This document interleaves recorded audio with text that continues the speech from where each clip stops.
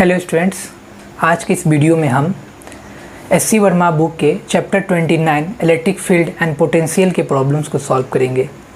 ये chapter JEE mains, JEE advance और NEET के सिलेबस में है और एस.सी. वर्मा के प्रॉब्लम्स को सॉल्व कर हम अब तक जो भी कॉन्सेप्ट सीखे हैं जेईई एग्ज़ाम्स के लिए या नीट एग्ज़ाम्स के लिए, उन सब का यदि हमें अच्छा प्रैक्टिस करना है प्रॉब्लम्स का, तो एस.सी. वर्मा के बुक के जो क्वेश्चन हैं सबसे बेस्ट हैं और फंडामेंटली हमारे कॉन्सेप्ट का सही से सीखे हैं कि नहीं सीखे उसका अच्छे से परख पता चल जाता है।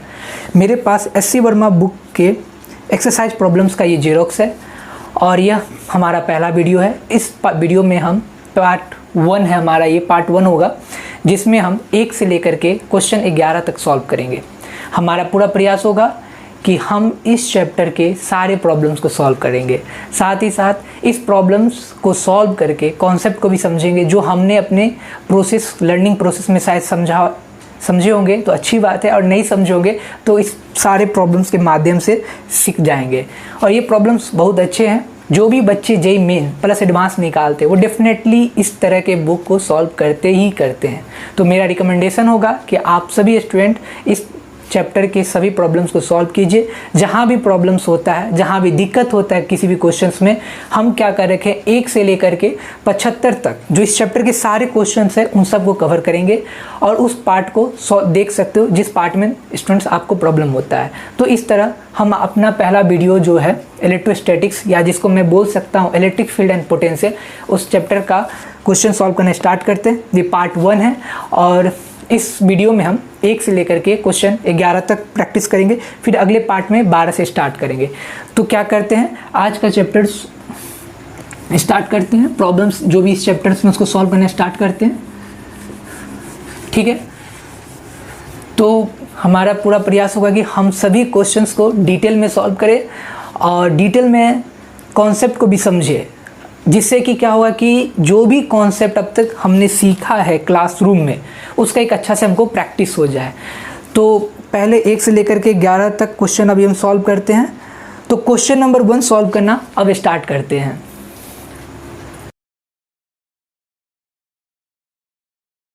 क्वेश्चन नंबर 1 सॉल्व करते हैं। एप्सिलॉन नॉट का डायमेंशन पूछा गया है। तो कूलॉम्स फोर्स के बारे में हमको पता है। एफ बराबर क्या होता है, एफ बराबर होता है Q1 Q2 by R square, मतलब दो चार्जों के बीच का डिस्टेंस R हुआ और Q1 Q2 दो जो चार्ज हैं। इसको ऐसे भी लिख सकते हैं 1/4 pi epsilon not Q2 by R square. हमें एप्सिलॉन नॉट का डायमेंशन निकालना, तो हम क्या करेंगे, एप्सिलॉन नॉट को इधर रख लेते हैं। ये हो जाएगा 1/4 पाई एफ और ऊपर में सब कुछ वैसा ही रहेगा जैसे पहले था, Q1 Q2 by R square. 4 पाई क्या है, एक नंबर है, तो नंबर का डायमेंशन 0 होता है। इसका मतलब हुआ m की पावर 0, l की पावर 0 और t की पावर 0। f क्या है, फोर्स है, कूलॉम फोर्स। तो फोर्स का डायमेंशन क्या होता है, ml/2 होता है। और Q1 Q2 क्या है, चार्ज है, और चार्ज का डायमेंशन क्या होता है, एम्पीयर इंटू टाइम। तो Q1 Q2 दोनों के लिए डायमेंशन क्या हो जाएगा, सेम हो जाएगा। R क्या है, दोनों चार्जेस के बीच का डिस्टेंस, तो R बराबर कितना हो जाएगा, L लेंथ जो होता है। इस तरह से हम अब आसानी से एप्सिलॉन नॉट का डायमेंशन कैलकुलेट कर सकते हैं।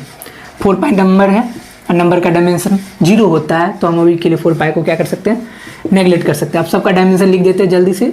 ये हो जाएगा mlt-2।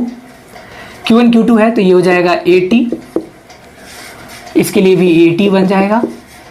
और उसके बाद नीचे आर स्क्वायर है तो ये क्या बन जाएगा, एल स्क्वायर। एम किसी से भी नहीं कट रहा, एल स्क्वायर एल क्यू बन जाएगा। नीचे तो ऊपर जाएगा एल की पावर -3 t-2, ऊपर जाएगा टी स्क्वायर हो जाएगा।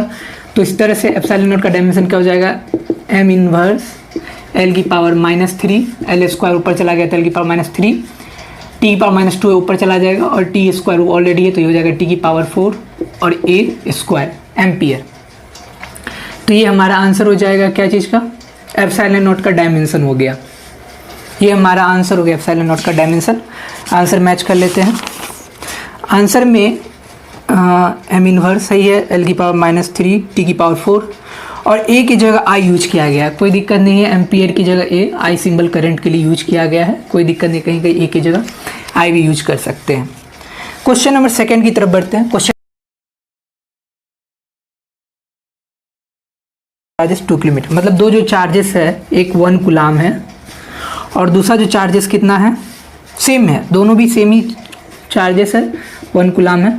दोनों के बीच का डिस्टेंस कितना दे रखा है, 2 किलोमीटर, मतलब ये 2000 मीटर। सब एसआई में कन्वर्ट करके बनाएंगे, सॉल्व करेंगे। फिर पूछा find exerted force by the charge on each other. तो कूलाम फोर्स हमको पता है कि ये एक दूसरे पर सेम मैग्नीट्यूड ऑफ फोर्स क्या करेगा, अप्लाई करेगा। ये जितना इस पर अप्लाई करेगा ये भी उतना ही अप्लाई करेगा। उसका वैल्यू क्या होगा, के Q1 Q2 by R square. तो के का वैल्यू क्या होगा यहाँ पे, 9 इंटू 10⁻9। 1 कूलाम है, ये भी 1 कूलाम है, तो ये भी 1:1। आर कितना है डिस्टेंस, 2000 मीटर है, तो ये लिखेंगे 2×10⁻³ का स्क्वायर। इस तरह से दोनों चार्जेस के बीच जो फोर्स होगा, इलेक्ट्रोस्टैटिक फोर्स, वो कितना बराबर कितना हो जाएगा, 9 इंटू 10⁻9, ये तो बाकी 1 है, और ये 2 दूनी 4, 10⁻6, ये 9 है हमारे पास, तो ये कट जाएगा, तो ये हो जाएगा 10⁻3, और ये 9 इंटू, और ये भी कट जाएगा, 4 है, और ये 1000 है, कट के 250 बन जाएगा। तो इस तरह आएगा 9 इंटू 250, तो इस तरह से हो जाएगा 1250 न्यूटन, 2250 न्यूटन। मतलब दो चार्जेस एक दूसरे को कितना फोर्स लगाएंगे, 2250 न्यूटन। लास्ट पार्ट में बोल रहा है कि how many times of your weight is this force. तो मैं यूज करता हूँ कि मेरा मास कितना है, 70 kg है। तो इस तरह से ग्रेविटी के कारण फोर्स कितना बन जाएगा, ये 7 इंटू 10, यदि मैं जी का वैल्यू ले लूँ तो ये हो जाएगा 700 न्यूटन। साफ दिख रहा है कि ये वैल्यू क्या है, बड़ा है, और ये वैल्यू क्या है, छोटा है। एक तरह से हमको बस कंपेयर करना है कि दो चार्जेस के बीच जो फोर्स लग रहा है वो हमारे वेट से क्या है, बहुत ज़्यादा है। कंपेयर करने के लिए जस्ट रेशियो हम निकाल सकते हैं, वही हमारा एक तरह से आंसर हो जाएगा। तो ये 2250 और 700 को डिवाइड करके जो होगा, एक तरह से कंपेयर हमको करने के लिए दिया गया इस क्वेश्चन में कि कितना दोनों के बीच फोर्स है, वो हमारे वेट से कितना गुना बड़ा है। ठीक है, मतलब मेरे पास दो चार्जेस है 1 कूलाम का, ठीक है, पता नहीं कितना डिस्टेंस पर अभी के लिए, मैं इसको मान लेता हूँ क्या, r डिस्टेंस पर है एक दूसरे से। क्वेश्चन में दे रखा है कि इन दोनों चार्जों के बीच का डिस्टेंस कितना होना चाहिए कि ये 50, इन दोनों चार्जों के बीच का फोर्स कितना होना चाहिए कि 50 kg वेट के पर्सन के बराबर हो जाए। तो 50 kg वेट ऑफ पर्सन का मतलब क्या हुआ,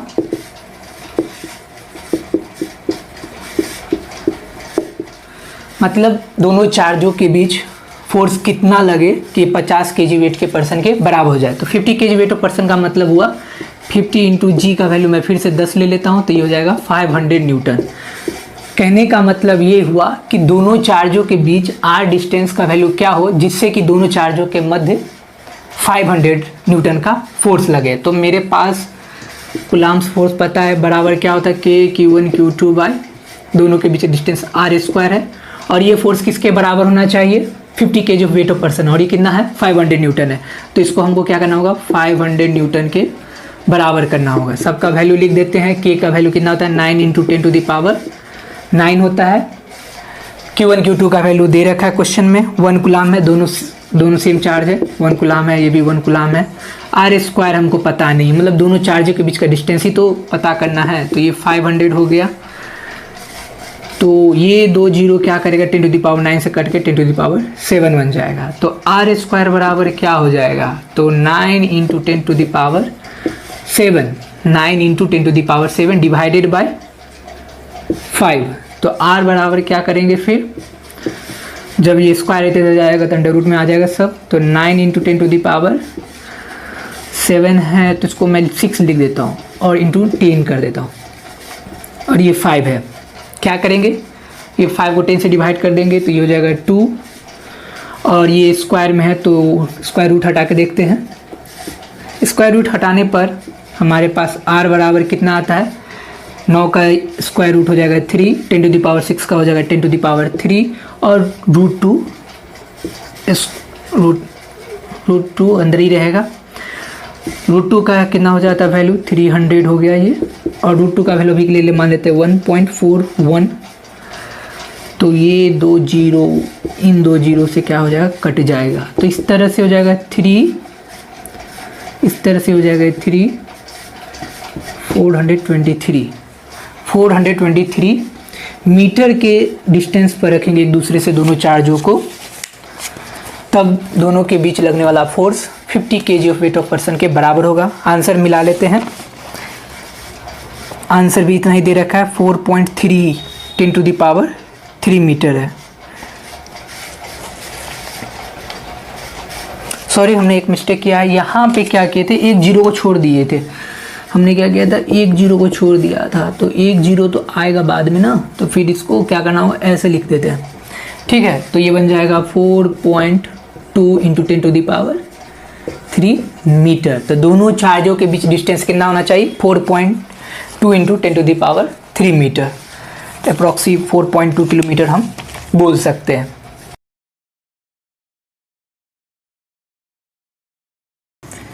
क्वेश्चन नंबर 4 में क्या है कि हमारे पास 2 इक्वल चार्ज है और 1 मीटर के डिस्टेंस पर है। तो 2 इक्वल चार्जेस कितना है, 1 मीटर के डिस्टेंस पर है। ठीक है, 1 मीटर के डिस्टेंस पर 2 इक्वल चार्जेस है। What should be the magnitude of charge so that the force between them equals the weight of 50 kg person. तो 2 चार्जेस है Q, तो दोनों के बीच लगने वाला इलेक्ट्रोस्टैटिक्स रिपल्सन फोर्स होगा जो दोनों के बीच एग्जिस्ट करेगा। तो उसका वैल्यू क्या लिखेंगे, K Q, और दोनों के बीच का डिस्टेंस कितना है, r², तो r², तो r बराबर 1 मीटर है। ठीक है, तो ये हो जाएगा KQ² और ये 1 का स्क्वायर मतलब 1KQ²। ठीक है, तो दोनों के बीच जो फोर्स काम कर रहा है इलेक्ट्रोस्टैटिक्स वो क्या है, KQ² है। ठीक है, आगे क्वेश्चन बोल रहा है कि what should be the magnitude of the charges so that the force between them equals the weight of 50 kg। मतलब इन दोनों के बीच का जो फोर्स है वो क्या हो जाए कि 50 kg of weight of person के बराबर के हो जाए, 50 kg वेट ऑफ पर्सन के बराबर हो जाए। तो 50 kg वेट ऑफ पर्सन है, इसका मतलब है कि इसका कितना न्यूटन, मतलब इसका मास होगा, यदि मुझे न्यूटन में कन्वर्ट, सॉरी ये 50 kg ऑफ वेट पर्सन का मतलब हुआ 50 × 9.8, मतलब यदि मैं g की जगह 9.8 लूँ तो इसका मतलब हो जाएगा 490। इसका मतलब हो जाएगा ये 490 न्यूटन। कहने का मतलब है 50 kg वेट ऑफ पर्सन का मतलब है कि वो 490 न्यूटन का फोर्स से अर्थ को पुश कर रहा है, दबा रहा है। ठीक है, तो कहने का मतलब है कि 50 kg ऑफ वेट का पर्सन का मतलब 490 न्यूटन है। तो इसका मतलब है कि इन दोनों चार्जों के बीच कम से कम कितना फोर्स लगना चाहिए, 490 न्यूटन लगना चाहिए।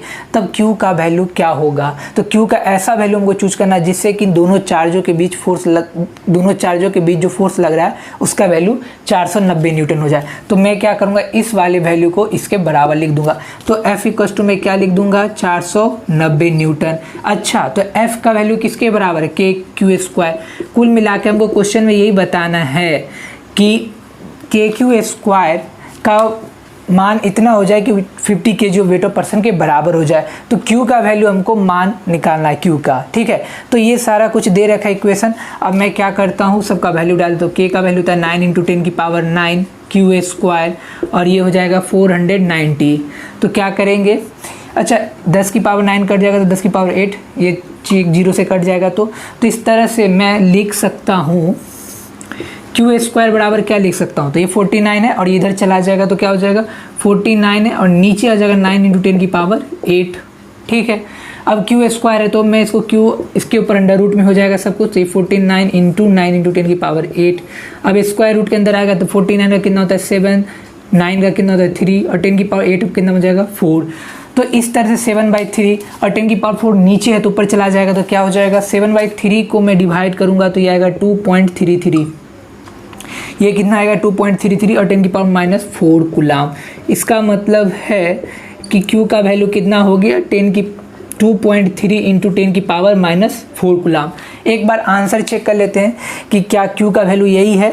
तो 2.3 इंटू 10⁻⁻4 कूलाम। तो क्वेश्चन नंबर 4 का आंसर यही है क्या, चेक कर लेते हैं जल्दी से। क्वेश्चन नंबर 4 का आंसर 2.3 इंटू 10⁻⁻4 कूलाम है। इसका साफ मतलब है कि Q का ऐसा वैल्यू बताना जिससे कि दोनों के बीच लगने वाला इलेक्ट्रोस्टैटिक रिपल्सन फोर्स का value 50 kg of weight of person के बराबर हो जाए। सिंपल क्वेश्चन था, सिंपल कैलकुलेशन के थ्रू हमको Q का वैल्यू मिल गया 2.3 इंटू 10⁻⁻4 कूलाम। ठीक है, मैग्नीट्यूड ये आंसर आ गया, एग्जैक्ट आंसर है। इस तरह से क्वेश्चन नंबर 4 कंप्लीट होता है। अब आगे बढ़ते हैं क्वेश्चन नंबर 5 की तरफ।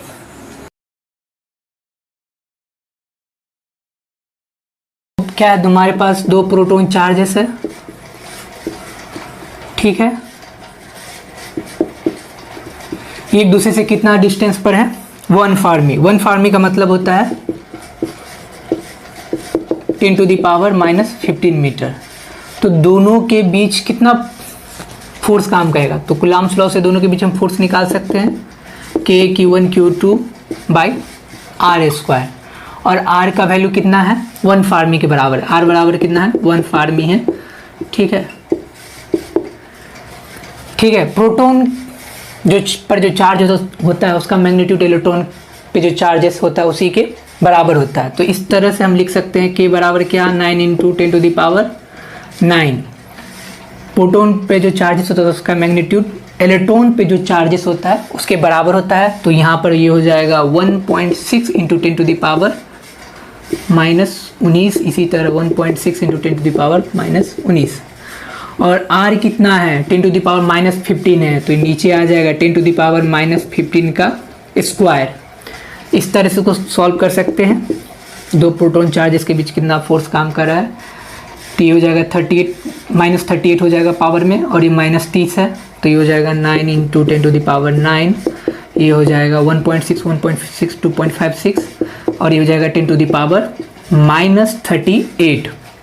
और ये कितना हो जाएगा नीचे, तो नीचे हो जाएगा 10⁻⁻30।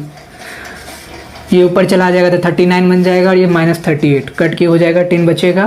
तो ये हो जाएगा हमारे पास 9 इंटू 10 इंटू 2.56। ये 10 इसके साथ चला जाएगा बाद में, तो ये हो जाएगा 9 इंटू 25.6। इसको मल्टीप्लाई कर देते हैं, तो ये हो जाएगा 4, हो जाएगा 230। तो इस तरह से 0.1 के बाद है। तो हमारे पास 2 प्रोटोनों के बीच कितना फोर्स लग रहा है, 230.4 न्यूटन। मतलब 2 प्रोटोनों के बीच 1 फार्मी का डिस्टेंस हो तो 230.4 न्यूटन का फोर्स लग रहा है। इस तरह अब हम क्वेश्चन नंबर 6 को सॉल्व करते हैं।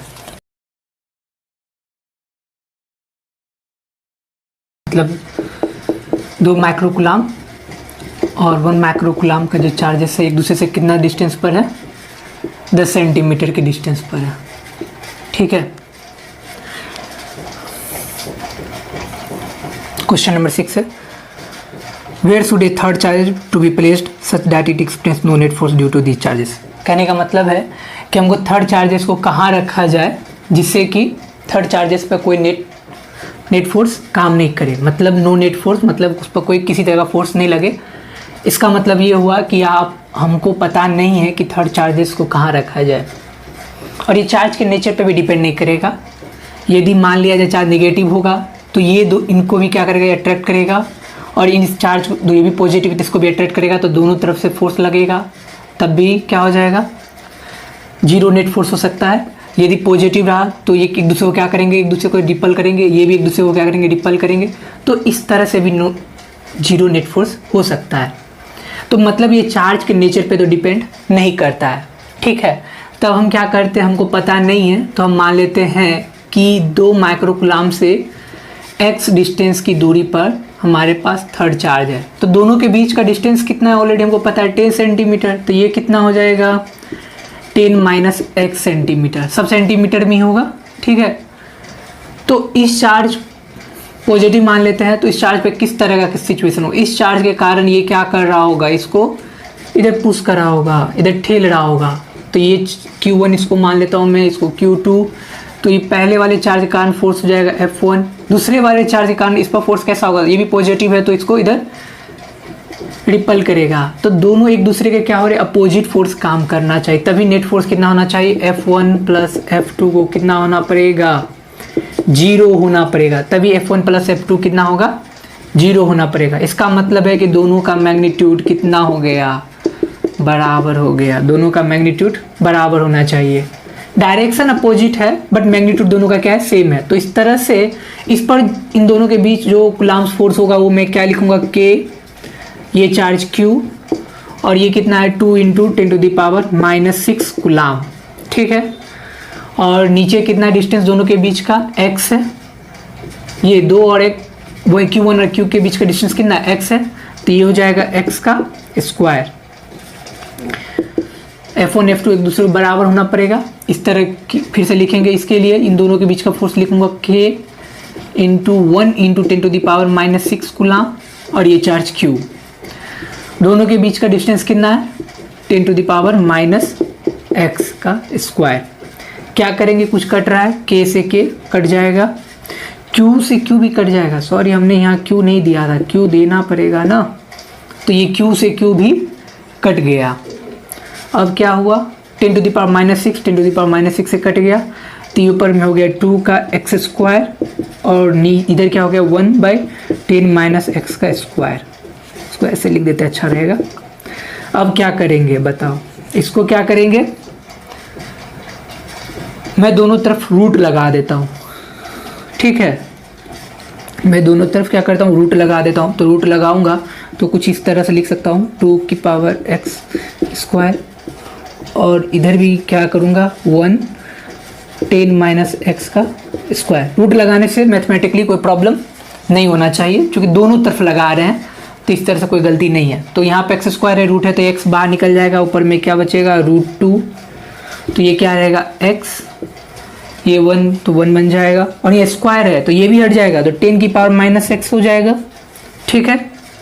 चूंकि x क्या है, 10 से हमेशा छोटा होगा, चूंकि x जो है 0 से 10 सेंटीमीटर के बीच ही आएगा हमेशा, तो x से तो x जो होगा हमेशा 10 सेंटीमीटर से छोटा होगा।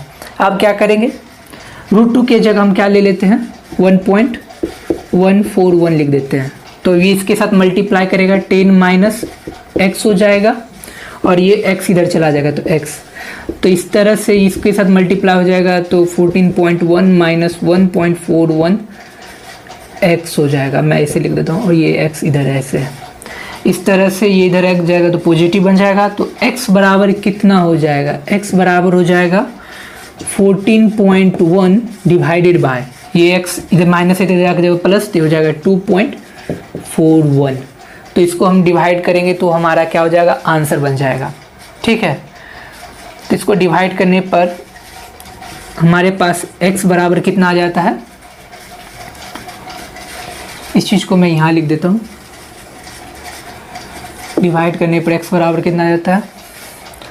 तो अभी के लिए मैं कैलकुलेटर यूज कर लेता हूँ,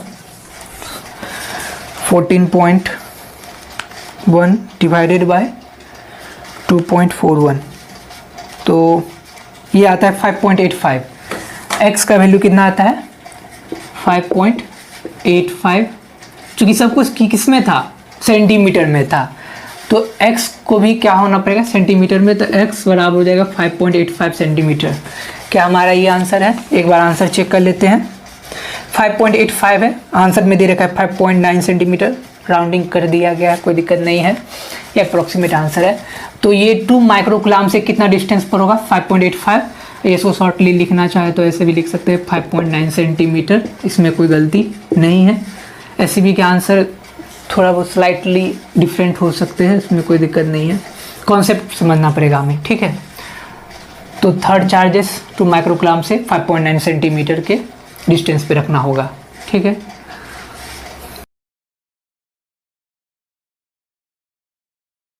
क्वेश्चन नंबर 7 में कह रहा है कि जो सेकेंड चार्जेस था 1 माइक्रो कूलम्ब, अब वो कितना हो जाता है -1 माइक्रो कूलम्ब बन जाता है। तो हमको फिर से बताना है कि थर्ड चार्जेस को कहाँ रखा जाए जिससे कि नो नेट फोर्स काम करे। उसी तरह क्वेश्चन है, सब कुछ सेम है, बस सेकेंड चार्जेस का नेचर को हम चेंज कर दिए। वो नेचर क्या था, पहले पॉजिटिव था, अब ये निगेटिव हो गया। फिर से हमको बताना है अभी भी डिस्टेंस दोनों के बीच कितना है 10 सेंटीमीटर है, ठीक। ठीक है, हमको क्या बताना है, हमको ये बताना है कि थर्ड चार्जेस को कहाँ रखा जाए जिससे कि इस पर थर्ड चार्जेस को कहाँ रखा जाए जिससे कि नो नेट फोर्स एक्सपीरियंस करे हमारा थर्ड चार्जेस। तो हम क्या करेंगे, थोड़ा देर के लिए हम मानते हैं यहाँ पे रखते हैं, हम मानते हैं कि यहाँ पे रखते हैं। तो यहाँ पे क्या होगा, यदि हम थर्ड चार्जेस को मैं बोल देता हूँ, ये हमारा थर्ड चार्जेस Q जो है क्या पॉजिटिव है, ये Q1 हो गया और ये क्या है Q2। हम थर्ड चार्जेस को क्या मान लेते हैं, Q क्या है पॉजिटिव है।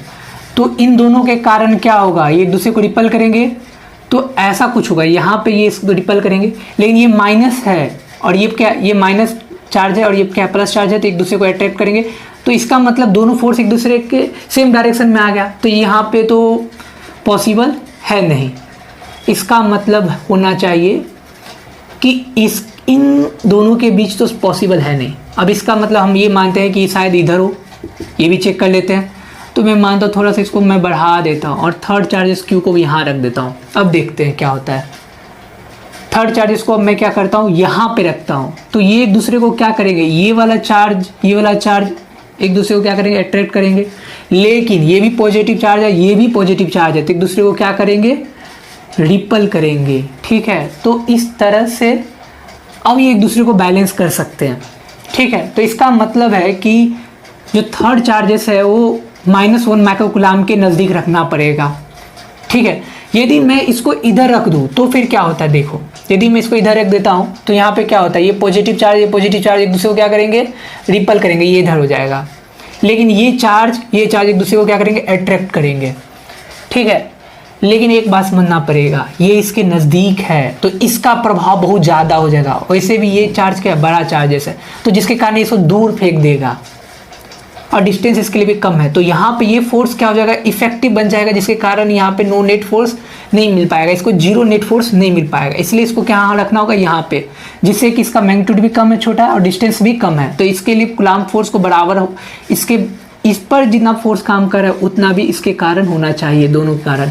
तो यहाँ पे पॉसिबल नहीं है, क्योंकि यहाँ पे नज़दीक है, डिस्टेंस भी कम है और ये चार्जेस भी बड़ा है, तो जिसके कारण क्या होगा, यहाँ पे हमको जीरो नेट फोर्स का कंडीशन नहीं मिलेगा। ठीक है, तो इस तरह से हमारा ये केस काम नहीं करेगा, हमारे लिए ये केस काम करेगा। अब हम क्या मानते हैं कि ये जो Q चार्जेस है -1 माइक्रोकूलाम से कितना दूरी पर है, x डिस्टेंस पर है। कितना दूरी पर है, x डिस्टेंस पर है।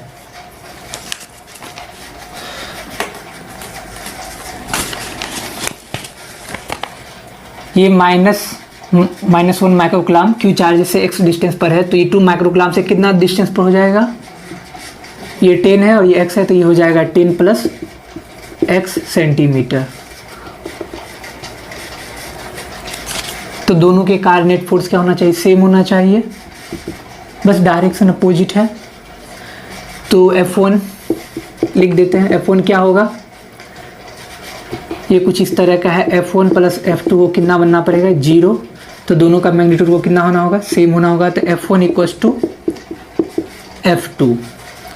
अब क्या करते हैं, F1 क्या है, कूलाम्ब फोर्स है, तो लिखेंगे K × Q1। Q1 कितना है, 2 × 10⁻⁻6 माइक्रोकूलाम है।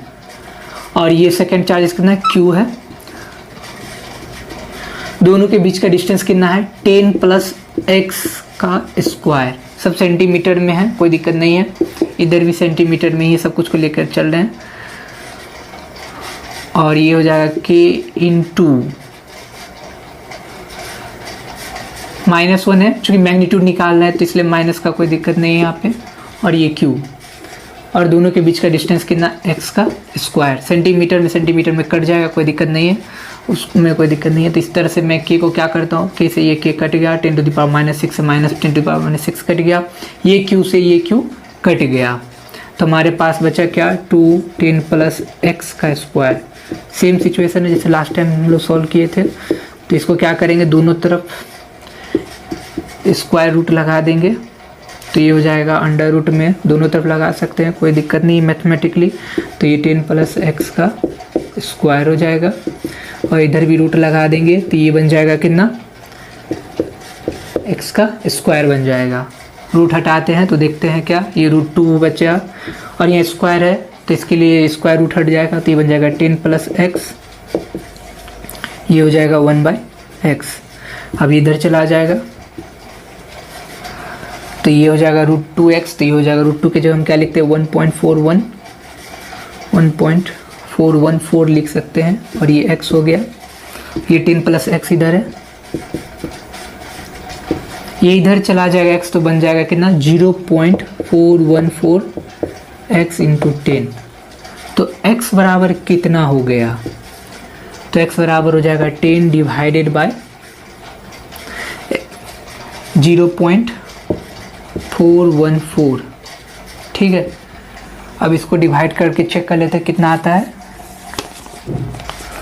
10 डिवाइडेड बाय 0.414 तो ये आ जाता है 24.15 सेंटीमीटर में ही सब कुछ को लिए थे तो ये भी सेंटीमीटर में। तो आंसर एक बार मिला लेते हैं कितना है क्वेश्चन नंबर 7 का। ये क्वेश्चन नंबर 24.15 सेंटीमीटर, ये 24.15 सेंटीमीटर का मतलब क्या हुआ, -1 माइक्रोकुलाम से। तो 2 माइक्रोकुलाम से कितना हो जाएगा, तो 24.1 ये और ये पूरा 10 तो ये हो जाएगा 34.1 सेंटीमीटर। तो इस तरह क्वेश्चन 7 सॉल्व हो चुका है। आप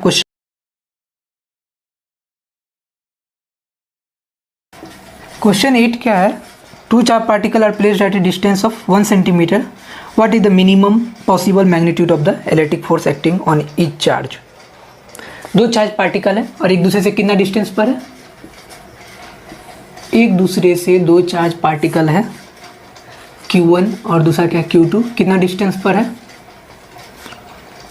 1 सेंटीमीटर के डिस्टेंस पर है। हमसे पूछा गया है क्वेश्चन में कि मिनिमम फोर्स कितना होगा इन दोनों के बीच। तो कूलम्ब फोर्स F बराबर क्या लिखेंगे, K Q1Q2/r²। ठीक है, K Q1Q2/r²। सेंटीमीटर है तो K की जगह 9 × 10⁻9 Q1Q2/r² है तो ये 10⁻⁻2 हो जाएगा। ऐसा यूनिट में कन्वर्ट कर दिया इसका स्क्वायर। लेकिन अभी भी हमको Q1 Q2 के बारे में पता नहीं, लेकिन ये फोर्स को कितना होना चाहिए, मिनिमम होना चाहिए। ये फोर्स को कितना होना पड़ेगा, मिनिमम। और ये फोर्स मिनिमम तब होगा जब Q1 और Q2 का वैल्यू कितना हो जाए, कम से कम। Q1 और Q2 का वैल्यू कम से कम 1.6 × 10⁻⁻19 कूलम हो जाए। हम पढ़ते हैं चार्ज जो होगा हमेशा n × मैग्नीट्यूड ऑफ 1 इलेक्ट्रॉन का चार्ज। ठीक है, n इंटीजर मतलब जो भी चार्ज होगा वो हमेशा 1.6 × 10⁻⁻19 का हमेशा इंटीजर मल्टीपल के बराबर होगा। ठीक है, तो वो क्या होना पड़ेगा कि कम से कम उसका वैल्यू 1.6 × 10⁻19 कूलम होगा, इससे कम संभव नहीं है। तो इस तरह से Q1 Q2 को भी सेम होना पड़ेगा। ठीक है, तो F बराबर F मिनिमम बराबर क्या लिखना होगा, 9 × 10⁻9 और Q1 Q2 के जगह कितना देना होगा, 1.6 × 10⁻⁻19 कूलम। तो 1.6 × 10⁻⁻19 कूलम सबसे छोटा वैल्यू हो सकता है चार्ज का, तो 1.96 × 10⁻⁻19 कूलम होगा। इससे ज़्यादा छोटा पॉसिबल नहीं है। ठीक है, डिस्टेंस पता है 1 सेंटीमीटर है तो 10⁻⁻2 हो जाएगा, मीटर में कन्वर्ट कर दिए तो ये हो जाएगा 10⁻⁻4। ये ऊपर में -19 -38 हो जाएगा और ये -4 ऊपर चला जाएगा तो +4 हो जाएगा और तो ये 13 हो जाएगा। तो इस तरह से 13 और 38 25 हो जाएगा, -25। तो ये हो जाएगा 9 × 1.6 हो जाएगा 2.56 और ये 4 ऊपर जाएगा तो 9 4 13 और ये 38 में से 13 कट जाएगा तो ये 10⁻⁻25 हो जाएगा। इस तरह से इसको मल्टीप्लाई कर लेते हैं, मिनिमम फोर्स का वैल्यू आ जाएगा हमारे पास। जल्दी से कैलकुलेटर यूज करके हम आंसर देख लेते हैं, लेकिन एग्जाम में पूरा प्रोसेस से मल्टीप्लाई करना पड़ेगा। अभी के लिए हम लोग फास्ट कैलकुलेशन के लिए कैलकुलेटर यूज कर रहे हैं। तो ये हो जाता है 23.04 10⁻⁻⁴ -25। शॉर्टली लिखना चाहे तो इसको और अच्छा से लिख सकते हैं, तो ये हो जाएगा 2.304 into 10 to the power -24 Newton.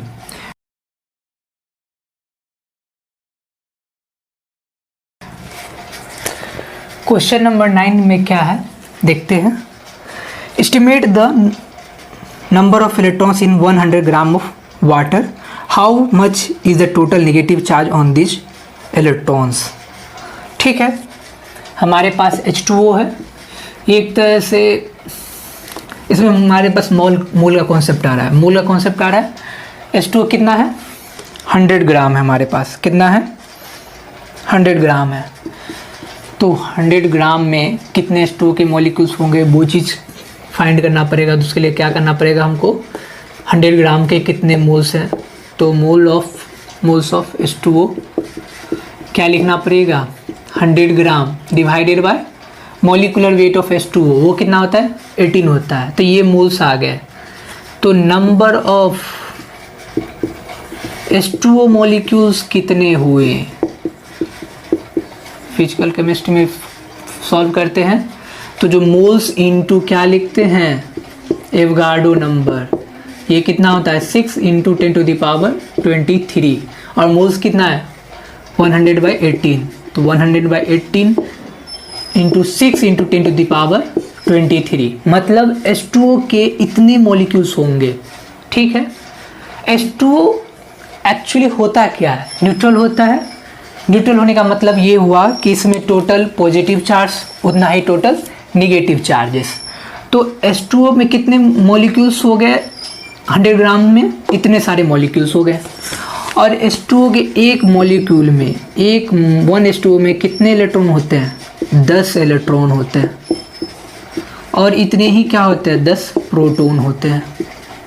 ठीक है, 10 इलेक्ट्रॉन और 10 प्रोटॉन एक H2O में। और total number of H2O molecules कितने हैं, इतने हैं हमारे पास। तो हमको क्या करना है, 100 ग्राम में कितने इलेक्ट्रॉन्स हैं। क्वेश्चन में क्या है, क्वेश्चन नंबर 9 है, इसमें पूछा how much is total negative charge. तो टोटल 10 इलेक्ट्रॉन्स है, तो एक इलेक्ट्रॉन पे कितना चार्ज होता है 1.6 into 10 to the power -19 coulomb. तो टोटल चार्जेस कितना हो जाएगा, तो टोटल चार्जेस कितना होगा उसको लिखा लेंगे कैसे, तो पहले टोटल नंबर ऑफ इलेक्ट्रॉन्स पता करना होगा। तो एक H2O में 10 इलेक्ट्रॉन है, 10 प्रोटॉन है। हमसे केवल इलेक्ट्रॉन के बारे में पूछा गया, तो हम इलेक्ट्रॉन के बारे में बताएंगे। तो टोटल नंबर ऑफ मॉलिक्यूल्स कितना है, 100 divided by 10 into 6 into 10 to the power 23। एक H2O में कितने इलेक्ट्रॉन होते हैं, 10, तो 10 ये टोटल नंबर ऑफ इलेक्ट्रॉन्स हो गए।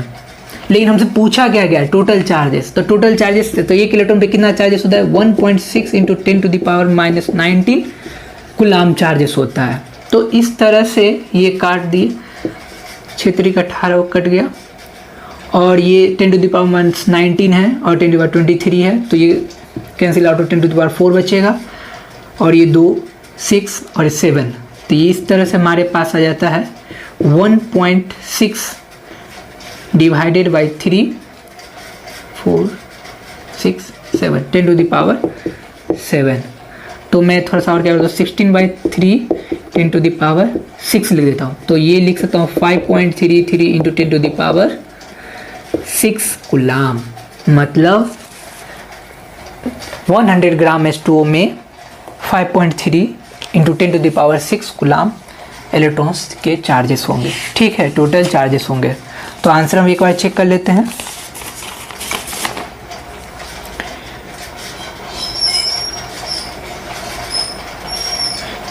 तो ये 5.35 दे रखा है, कोई दिक्कत नहीं है। 5.33 into 10 to the power 6 coulomb आया। और टोटल नंबर ऑफ इलेक्ट्रॉन्स कितने हैं, तो टोटल नंबर ऑफ इलेक्ट्रॉन्स इतने हैं। सॉरी, इसको यदि मैं टोटल नंबर ऑफ इलेक्ट्रॉन्स पूछा है तो मैं इसको क्या करूँ, बस चार्ज से हमको मल्टीप्लाई नहीं करना है। टोटल नंबर ऑफ इलेक्ट्रॉन्स यदि पूछ रहा है तो बस इसी में क्या कर सकते हैं, टोटल नंबर ऑफ इलेक्ट्रॉन्स पूछ रहा है तो कुछ नहीं करना है, बस हम लास्ट टाइम क्या कहते हैं, चार्ज से मल्टीप्लाई करके इस बार छोड़ देंगे। तो ये हो जाएगा 100/18 into 6 into 10 to the power 23 into 10। बस लास्ट टाइम क्या किए थे, चार्ज से मल्टीप्लाई किए थे, इस बार चार्ज से मल्टीप्लाई करने का जरूरत नहीं है। 1 इलेक्ट्रॉन का जो चार्ज है उससे मल्टीप्लाई नहीं करना है, यही टोटल नंबर ऑफ क्या हो जाएगा, इलेक्ट्रॉन हो जाएगा। तो इससे इसको काट देंगे तो 6 का 18 और ये 10 टू द पावर 23 और ये 25 हो जाएगा 10 टू द पावर 25 इंटू 10/3, तो इस तरह हो जाएगा 3.33 into 10 to the power 25 electrons. तो 100 ग्राम में कितने इलेक्ट्रॉन्स होंगे? इतने हो गए 3.3 into 10 to the power 25। 100 gram electrons में कितने चार्जेस हो जाएंगे? तो ये 5.3 into 10 to the power 6 coulomb हो जाएंगे। यही हमारा आंसर था। ठीक है, याद होगा क्वेश्चन नंबर 9 का जो रिजल्ट आया था उसी का यूज करके क्वेश्चन नंबर 10 को सॉल्व करना है। इस समय भी हमारे पास 100 ग्राम ऑफ वाटर है, तो हम लिख सकते हैं टोटल नंबर ऑफ इलेक्ट्रॉन्स।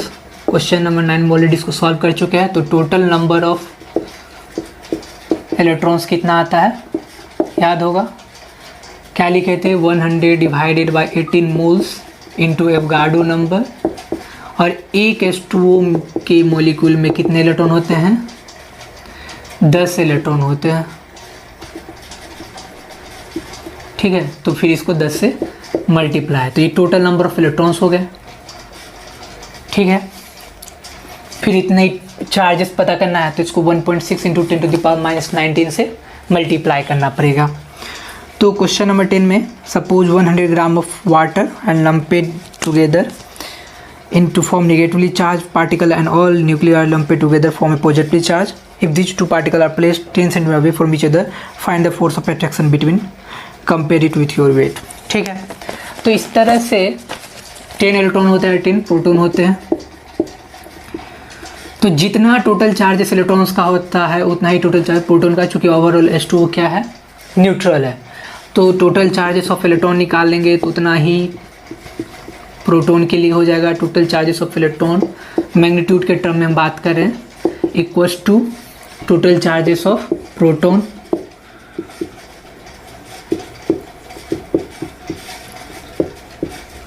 ठीक है, बस इसको क्या करना है 1.6 इंटू 10 टू द पावर -19 से मल्टीप्लाई कर देना। तो 100 divided by 18 6 into 10 to the power 23 into 10 into 1.6 into 10 to the power -19 coulomb. तो ऑलरेडी सॉल्व कर ही चुके थे ये सब चीज़, तो इसको सॉल्व करने पाया था, क्वेश्चन नंबर 9 में सॉल्व किए थे। तो ये हो जाएगा 4 4 6 हो जाएगा और 7, तो 116/3 10 टू द पावर 6। तो इस तरह सॉल्व करने पर आता है 5.3 into 3 10 to the power 6 coulomb. मतलब इतने इलेक्ट्रॉन्स के चार्जेस होंगे, इतने ही प्रोटॉन्स के चार्जेस होंगे। इलेक्ट्रॉन्स वाले निगेटिव होंगे, प्रोटॉन्स वाले पॉजिटिव होंगे, दोनों के बीच हमको कूलाम्स फोर्स बताना है। कूलाम्स फोर्स लिखते हैं F बराबर K/Q1/Q2/R²। Total charges of electron इतना है, इतना ही टोटल चार्जेस ऑफ प्रोटॉन है, और इलेक्ट्रॉन और प्रोटॉन के बीच का डिस्टेंस कितना दे रखा है क्वेश्चन में? 10 सेंटीमीटर दे रखा है। तो मैं क्या करता हूँ, सबका वैल्यू लिख देता हूँ 9 × 10 टू द पावर 9। ठीक है, Q1 Q2 दोनों के लिए सेम ही है। 5.3 इंटू 3 10 टू द पावर -6। सब चार्जेस यहाँ पॉजिटिव है, लग रहा है वैल्यू बहुत ज़्यादा बड़ा होने वाला है। R कितना है? 10 सेंटीमीटर दे रखा है, तो 10 सेंटीमीटर का मतलब इसको मीटर में कन्वर्ट हो जाएगा, 10 की पावर -1 हो जाएगा, और इसका स्क्वायर। चूँकि सब पॉजिटिव है, 6 है, सब 6 है, तो ऊपर चला जाएगा। -2 है, स्क्वायर 10 की पावर -2 है, तो ऊपर चला जाएगा, तो +2 बन जाएगा। तो इस तरह से टोटल इलेक्ट्रॉन्स और टोटल प्रोटॉन्स के बीच जो 10 सेंटीमीटर डिस्टेंस है उसका फोर्स का मैग्नीट्यूड कितना आएगा? तो 9 इंटू 5.33, तो ये कितना हो जाएगा? 6 दूनी 12, 12 9 21, 21 2 23, तो ये 5.3 10 टू द पावर 23। ये कैलकुलेशन करना पड़ेगा, जल्दी से हम कैलकुलेटर से यूज कर इसका आंसर पता कर लेते हैं। तो 9 इंटू 5.33 का स्क्वायर, तो ये हो जाता है 255.68 10 टू द पावर 23। तो इसको हम ऐसे भी लिख सकते हैं 2.55 into 10 to the power 25 newton. तो टोटल इलेक्ट्रॉन चार्जेस और टोटल प्रोटॉन चार्जेस के बीच कितना फोर्स काम कर रहा है, 2.55 इंटू 10⁻25। एक बार आंसर मिला लेते हैं, क्या यही आंसर है? आंसर लगभग यही है। मतलब हमारे पास रेडियस कितना दे रखा है, 6.9 फार्मी। ठीक है, 6.9 फार्मी है, FERMI फार्मी। इसका मतलब 6.9 इंटू 10⁻⁻15 मीटर है।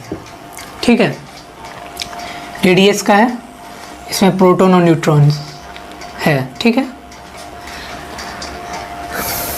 कह रहा है कि find the forces of repulsion between two protons situated at largest separation. तो लार्जेस्ट सेपरेशन कब पॉसिबल है? यदि इसका रेडियस r है तो ये दोनों प्रोटॉन जो हो वो कहाँ चले जाए, डायमीटर के दो एंड पॉइंट पर।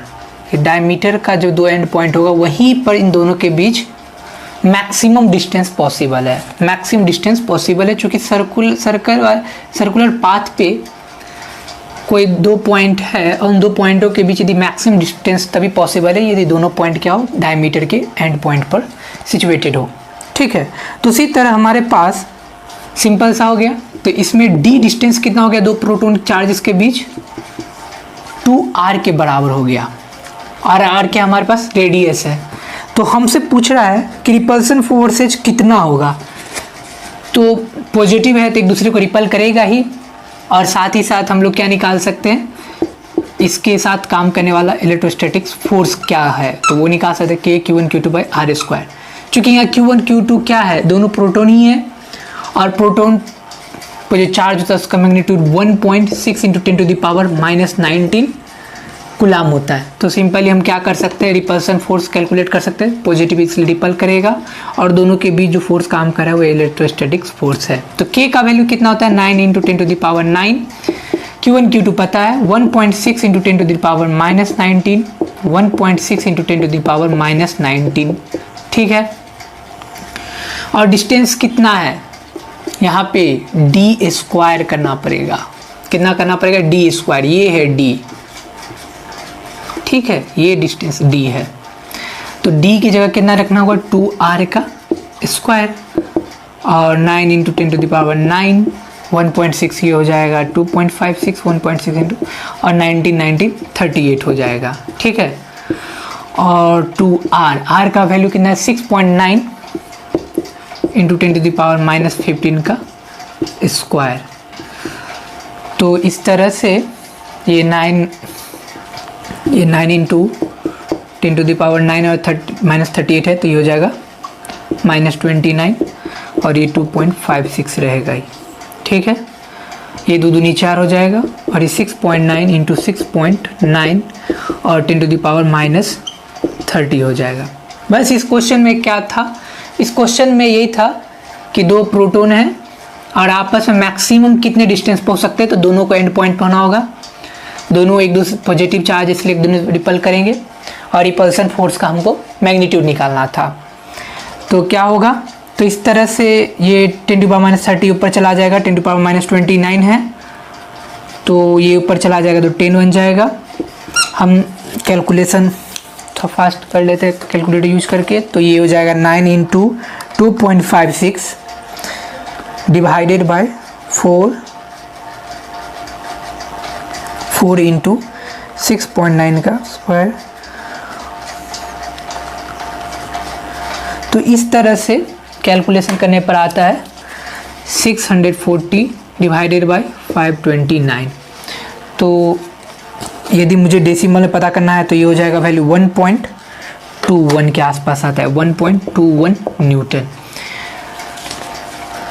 तो दोनों प्रोटॉन चार्जेस आपस एक दूसरे को 1.21 न्यूटन से रिपल करेंगे। चेक कर लेते एक बार आंसर क्या यही है। आंसर में दे रखा है 1.2, ठीक है, अप्रॉक्सीमेटली सही आंसर है, कोई दिक्कत नहीं है।